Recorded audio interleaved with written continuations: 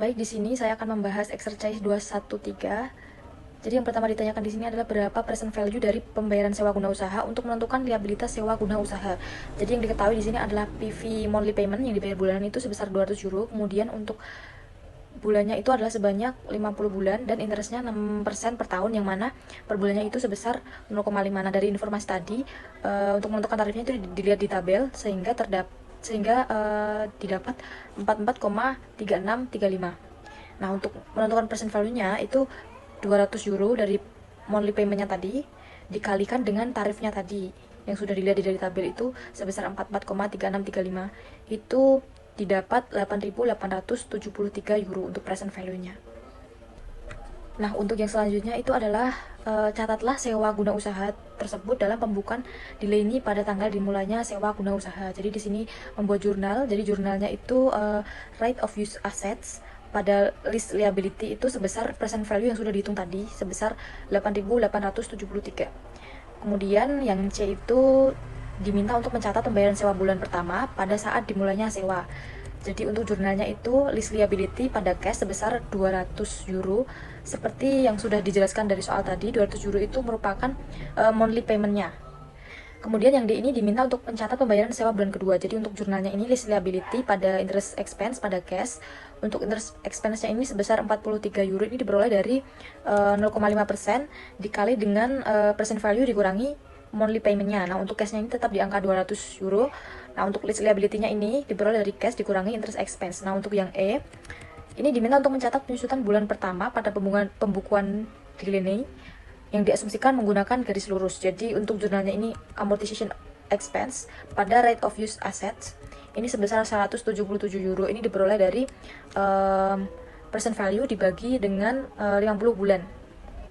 Kemudian untuk yang F ini, misalkan alih-alih sebesar 1.180 euro, Dilani ini memperkirakan nilai sisa hanya sebesar 500 euro. Jadi jumlah yang dijaminkan ini masih sebesar 1.180 euro.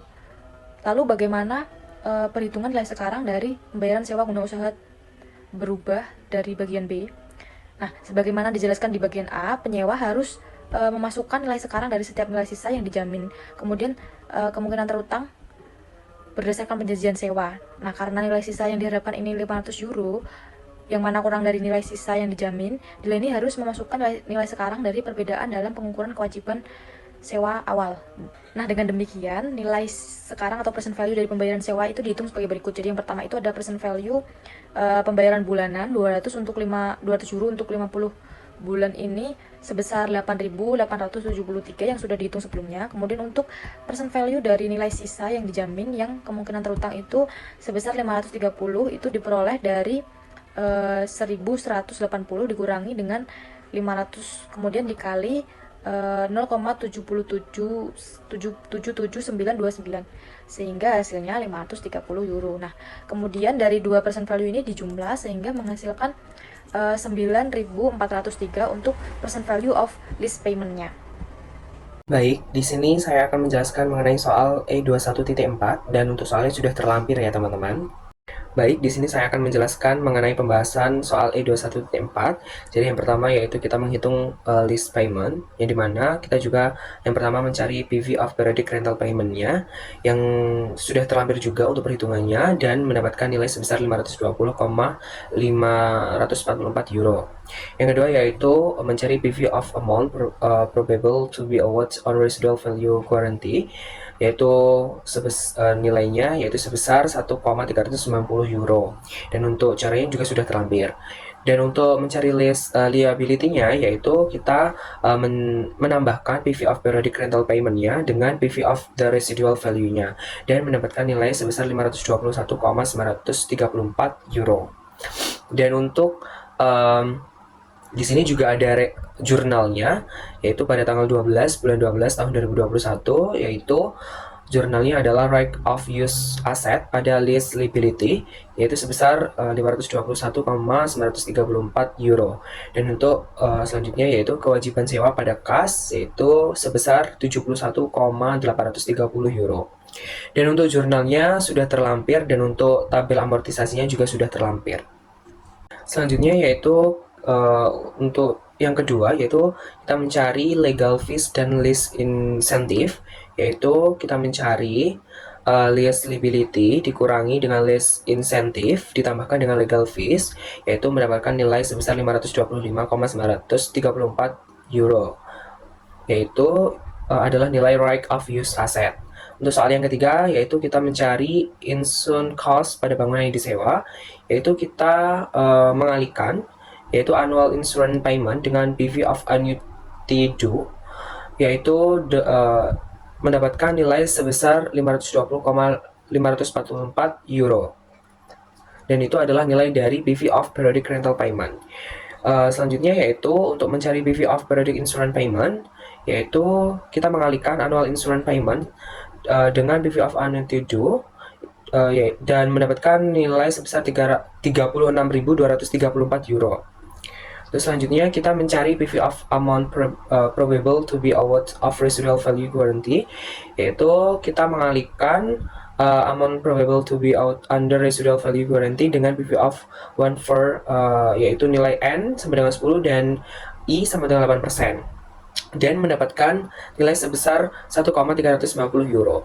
Selanjutnya kita mencari lease liability, yaitu dengan menjumlahkan keseluruhan dari PV of periodic rental payment ditambah PV of periodic insurance payment dan juga menambahkan PV of the residual value, dan mendapatkan nilai sebesar 558,168 euro. Dan untuk soal yang terakhir yaitu di sini ada jurnal, yaitu jurnal adalah kewajiban sewa pada keuntungan sewa, yaitu sebesar 3.000 euro.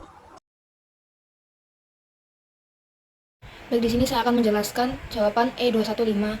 Nah, ini di sini tuh ada bagian A, calculation of annual lease payment. Nah, fair value-nya itu sebesar 245.000, unguaranteed residual value sebesar 24.335, itu dikali per value itu 8%,6, sebesar 63.017.000. Lalu per value of unguaranteed residual value itu sebesar 15.335. Lalu amount to be recovered through period payment itu sebesar 229.665,